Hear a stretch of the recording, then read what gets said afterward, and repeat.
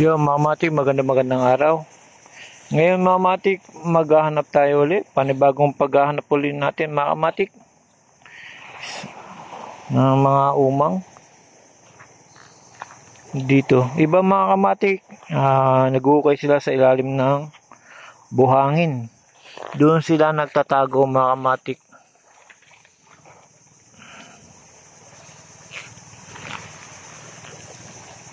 Kaya hanap tayo.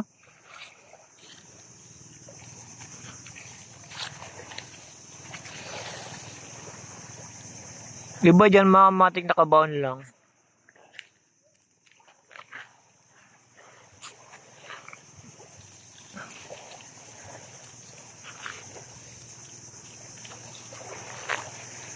Nakasunod pa rin yung aking aso. Hanap tayo mga matik.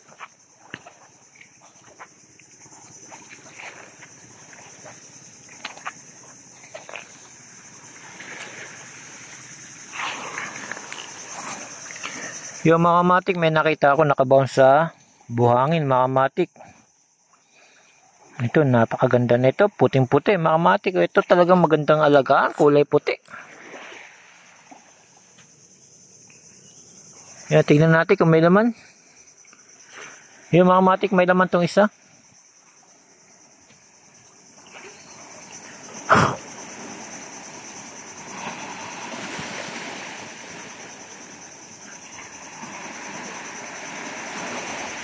Yung mga natutulog na. Ito maganda mga matik, oh.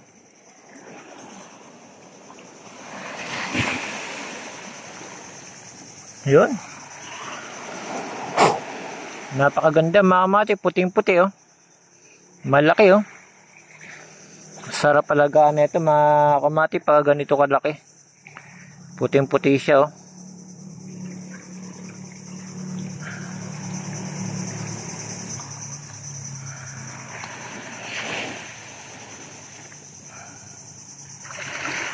Yan mga matik, hindi nakasum yan, ha. Talagang malaki talaga siya.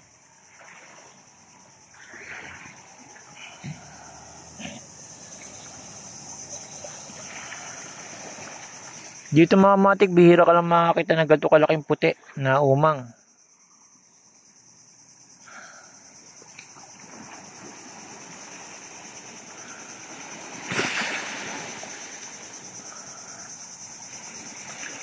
Ang ganda niya mga matik. Uy, nahulog. Ang ganda niya talaga mga matik, oh. Wala akong masabi, napakaganda.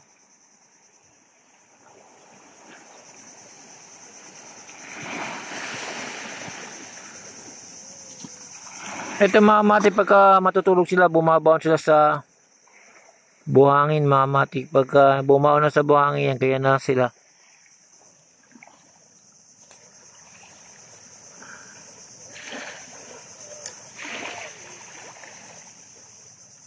Kita niyo mga matik, naghuhukay.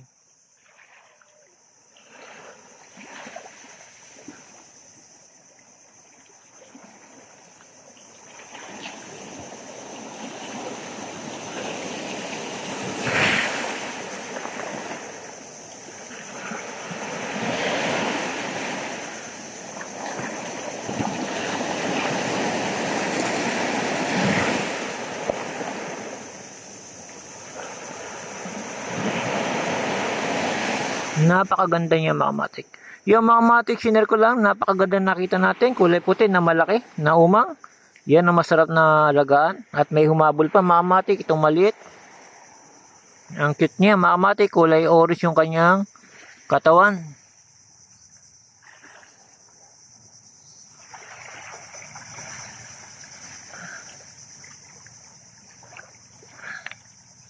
Pero mga tao dito sa Bicol mga matik, hindi nila pinapansin to. Ito mga umang. Ang ginagawa pa dito nila mga matik, pinapain pa to sa pamimingwit nila.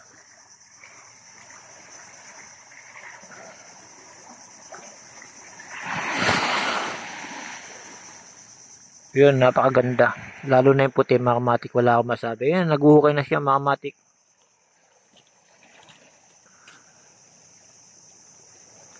Yo mga matik, hanggang dito na lang mga matik. Salamat again mga matik.